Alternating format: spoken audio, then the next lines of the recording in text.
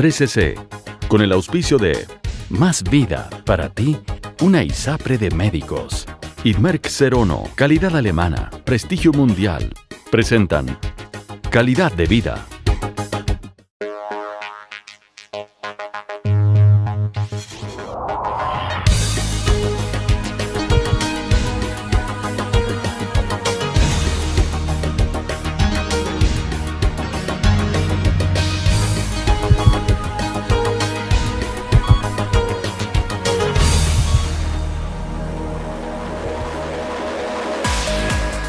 Cada cierto tiempo la naturaleza nos golpea con fuerza. En Chile ya deberíamos estar acostumbrados, pero lo cierto es que muchas veces las catástrofes nos sorprenden desprevenidos. Cuando se parte de esa aceptación de que soy un ser humano vulnerable y que por lo tanto estoy expuesto a riesgo y por lo tanto también expuesto a sufrir algún tipo de daño, yo creo que desde ese minuto comienza la preparación frente a una situación no deseada como son los accidentes o las emergencias. Según los expertos, lo relevante es estar preparados, conocer los lugares en que paso la mayor parte del tiempo, como el edificio en que trabajo o el barrio donde vivo, y tener claras vías de evacuación. Bueno, el año pasado, a partir del accidente de los mineros, ¿cierto? Yo creo que una de las cosas más importantes que ocurrió es darnos cuenta de que nuestra legislación, en lo que significa seguridad laboral, requería un lifting, ¿no? Requería un retoque, requería una modernización. ¿Qué aprendimos? Aprendimos, por ejemplo, que las instituciones de fiscalización como el Senacmin no dan abasto al requerimiento, al desarrollo que tiene la industria minera en nuestro país. Aprendimos que las mutuales, si bien hacen su ejercicio de asesoría técnica, también quedan un poco limitadas en el término de la fiscalización, justamente lo que estábamos hablando. Aprendimos de que los empleadores lamentablemente siguen siendo un poco irresponsables en las materias de protección laboral.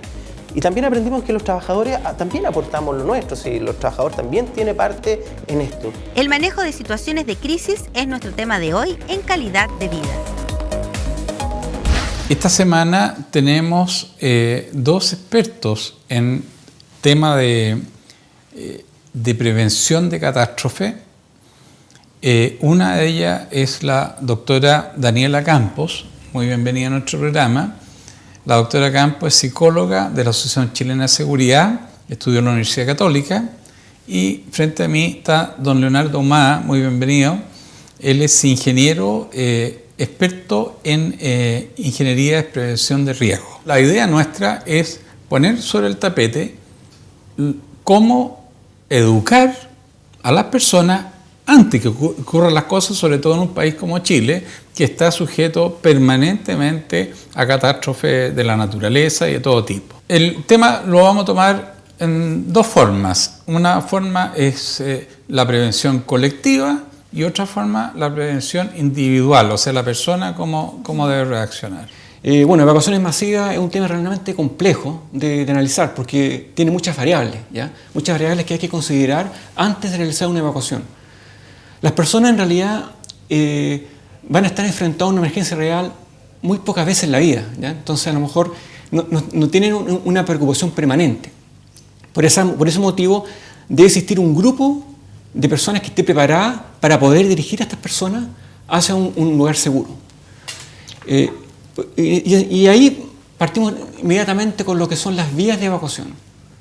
O sea, cómo identificar cuáles son nuestras vías de evacuación para poder evacuar. Ahí distinguimos que son los pasillos, ¿cierto? Las escaleras y también las puertas, ¿cierto?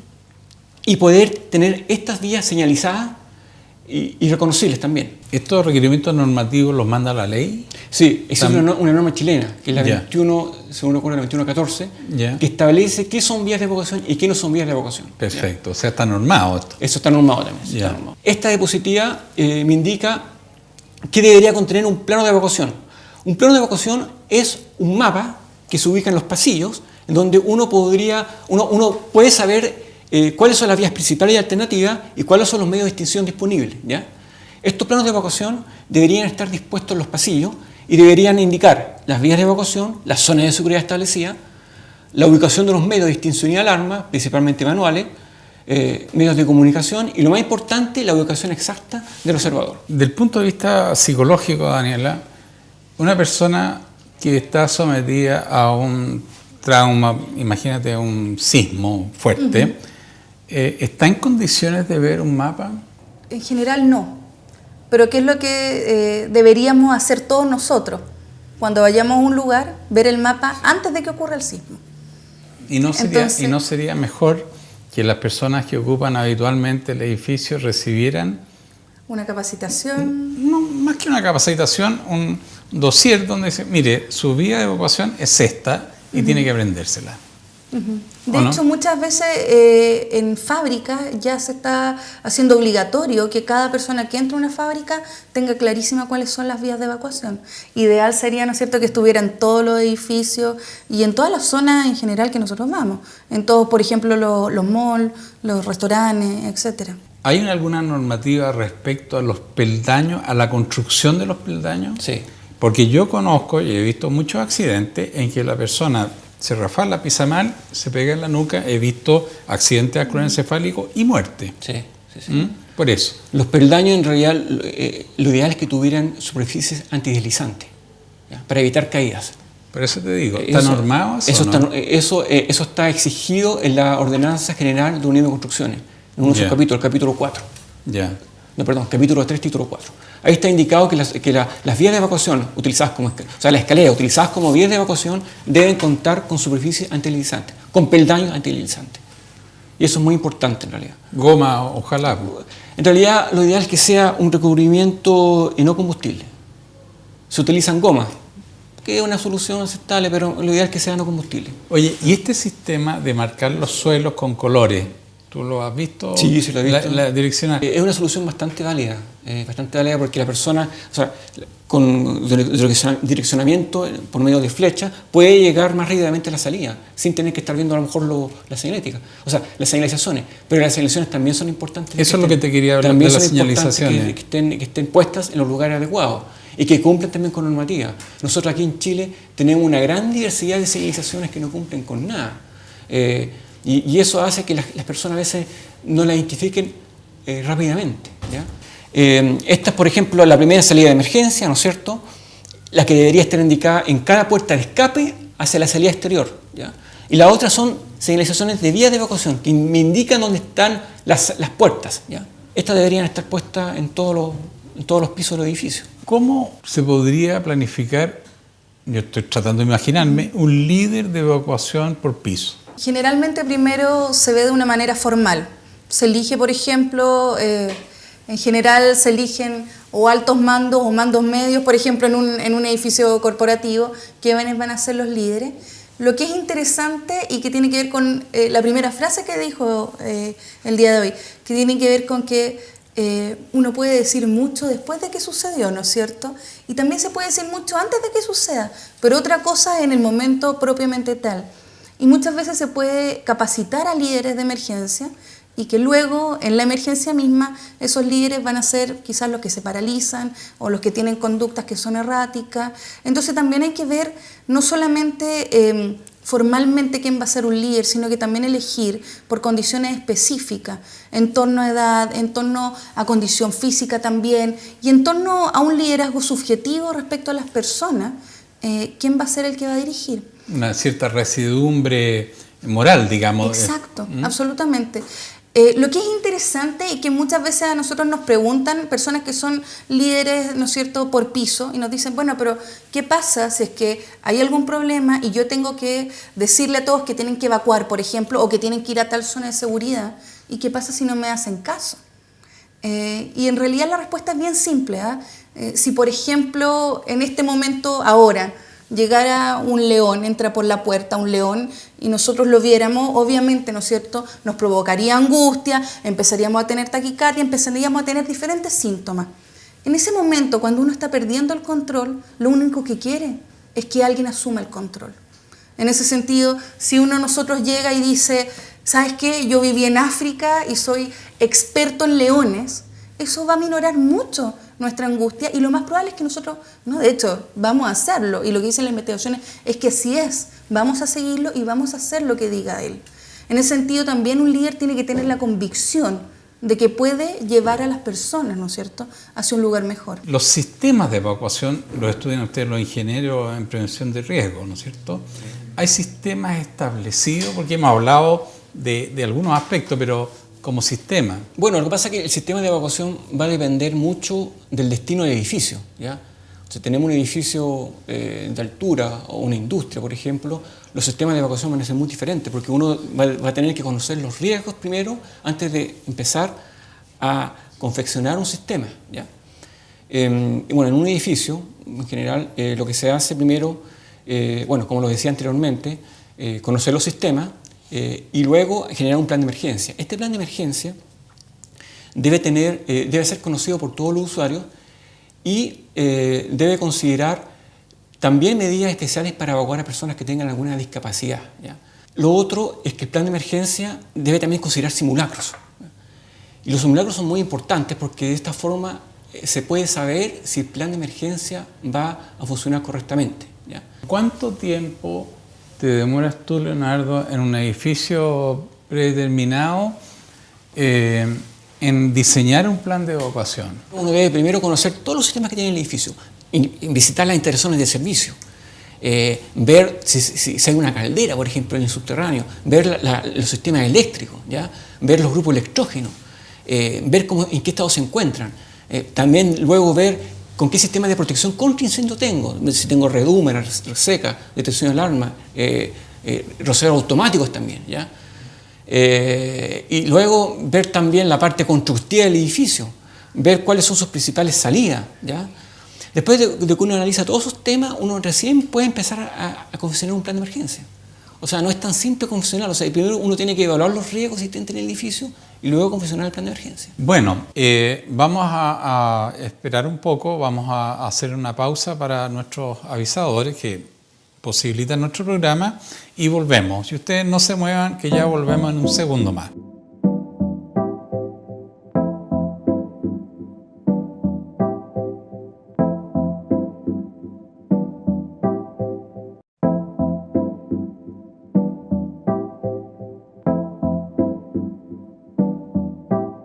De vuelta en la segunda parte de nuestro programa, que estábamos hablando con don Leonardo Ahumada, ingeniero en prevención de riesgo, y con la doctora Daniela Campos, que es psicóloga clínica en catástrofe. Estábamos viendo todo el tema de evacuación, un tema que nadie habla, nadie ve y se muere mucha gente por eso. ¿Tú tenías, Leonardo, una película, algo que querías mostrarnos? Bueno, aquí vemos un espectáculo donde había un recital dentro de una discoteca y se estaban utilizando fuegos pirotécnicos, ¿no es cierto? Aquí se ve claramente que la gente, bueno, la está pasando bien, pero en un momento dado, si ustedes pueden ver acá, se empiezan a producir un fuego en la parte trasera del escenario y la persona que está filmando el video se empieza a dar cuenta y empieza a retroceder inmediatamente. Pero no hay ninguna señal, no hay ninguna advertencia ni nada de que la gente debe evacuar, de que la gente debe salir, no hay nada por los parlantes, no se dice nada, sino que la gente de forma espontánea empieza a salir. Ahí vemos el humo negro que empieza a salir, este humo es realmente tóxico para las personas. Tenemos 1 minuto 30 segundos, como lo había dicho.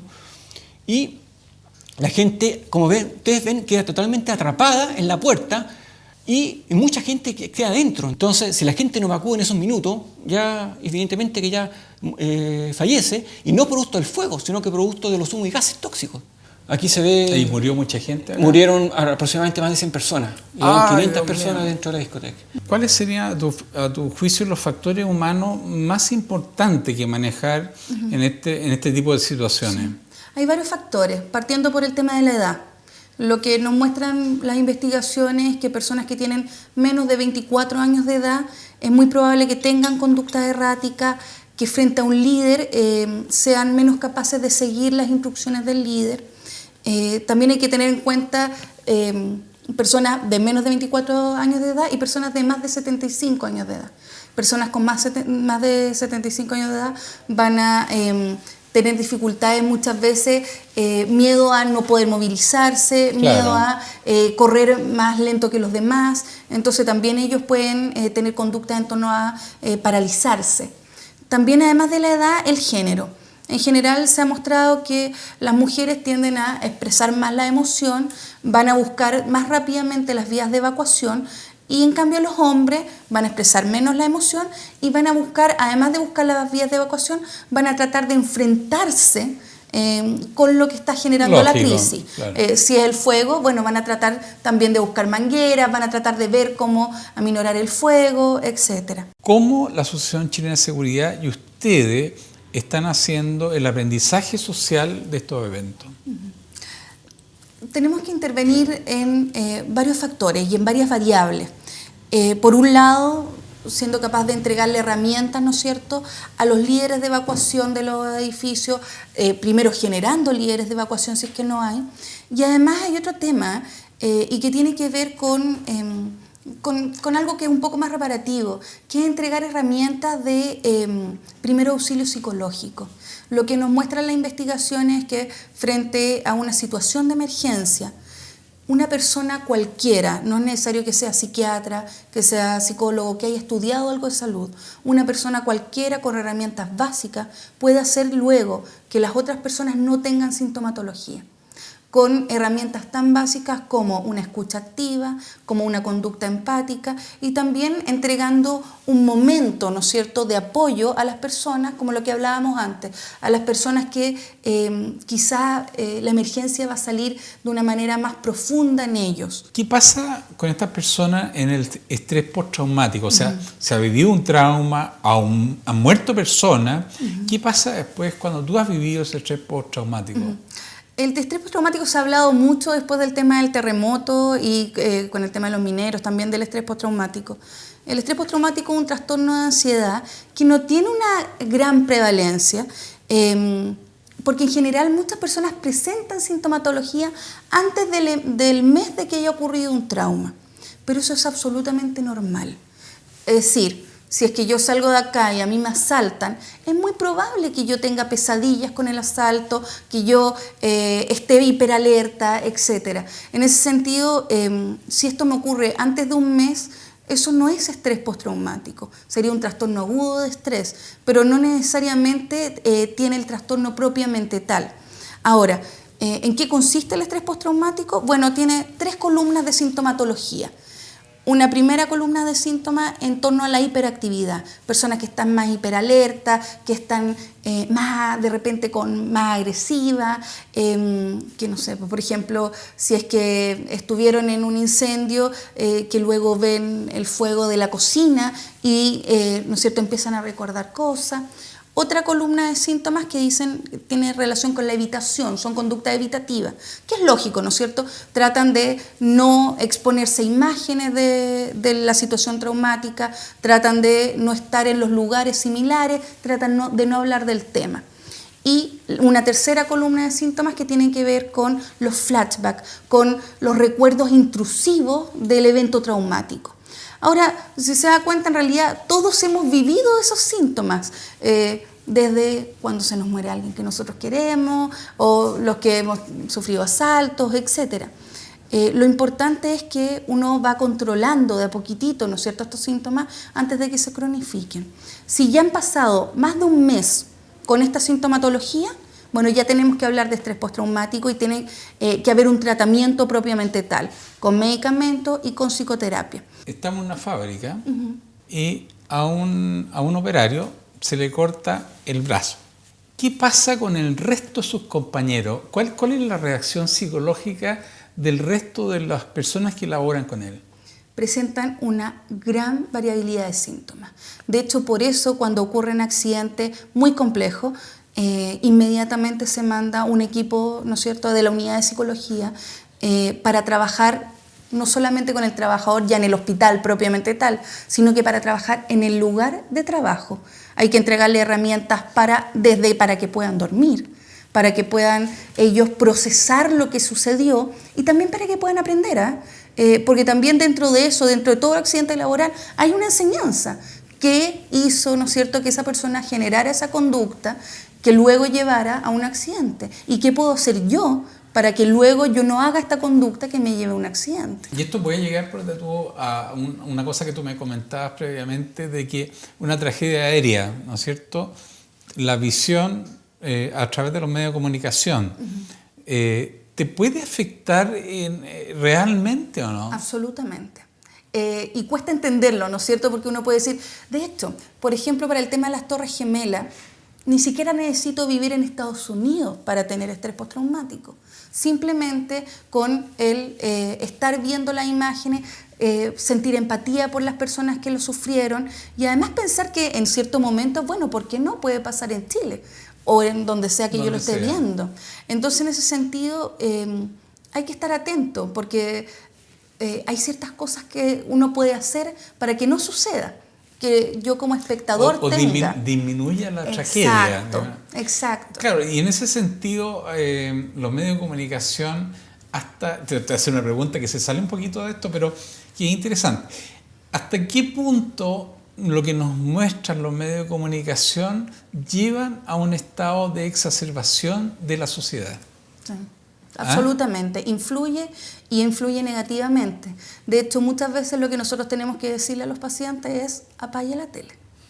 Deje de ver televisión, sí. Deje de ver... Más que la radio. Más que la radio, sí, claro, porque además en la televisión, al mostrar imágenes, pongamos un ejemplo así cotidiano. Supongamos una persona que sufrió en el terremoto y que quizás se le cayó una parte de su casa. Ok, obviamente va a tener sintomatología relacionada con estrés postraumático, sí, claro, pero no necesariamente genera un trastorno.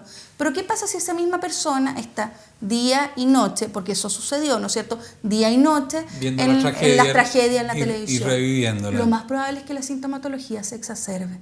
Entonces, en ese sentido, una de las primeras cosas que hay que decirle a esa persona es, ok, usted apague la televisión y trate de ver esta situación más que como algo amenazante, como algo desafiante. Veamos qué vamos a hacer de aquí en adelante. ¿Qué está haciendo la Asociación Chilena de Seguridad y en general las instituciones de este tipo en prevención de este tipo de riesgo? No te digo riesgo laboral, sino que de este tipo.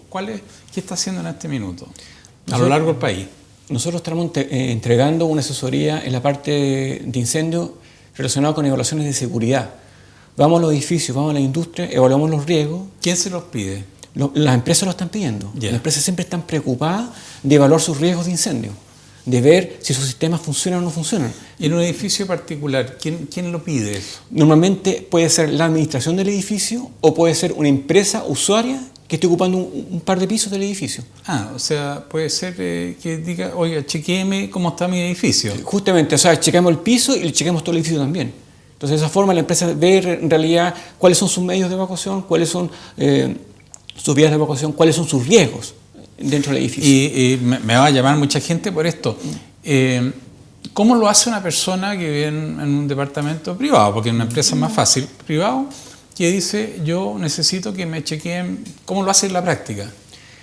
Eso es más complejo en realidad, porque normalmente nosotros le entregamos asesoría a nuestras empresas afiliadas. Claro, por supuesto. Pero tendría que haber un organismo que pudiera determinar eso. Bombero, no sé, pues alguien.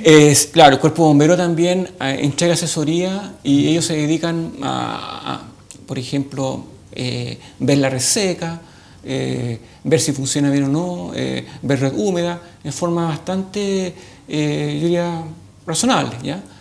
Nosotros más bien nos enfocamos a la parte ya más de riesgo, ¿no es cierto?, a la parte de los sistemas que pueden existir dentro del edificio. ¿No?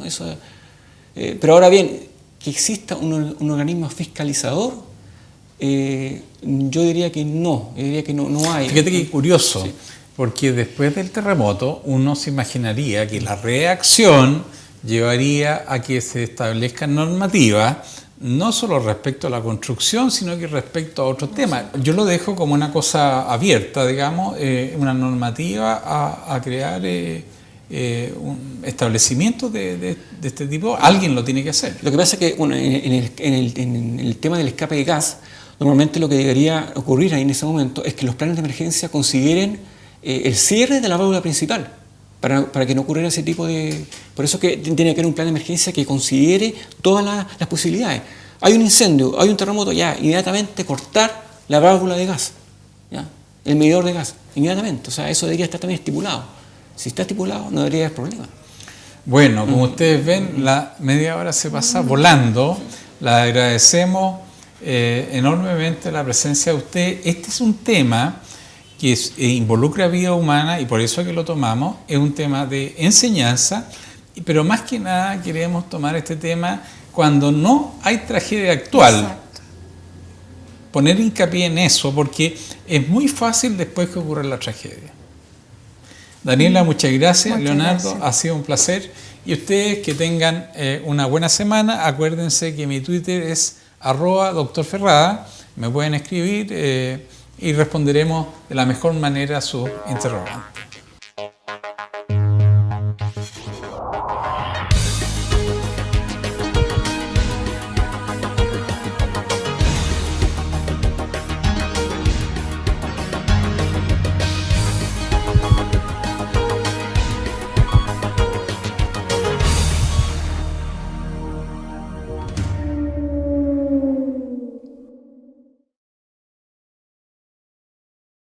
.3cc, con el auspicio de Más Vida para ti, una ISAPRE de médicos. Idmerc 01, calidad alemana, prestigio mundial. Presentaron Calidad de Vida.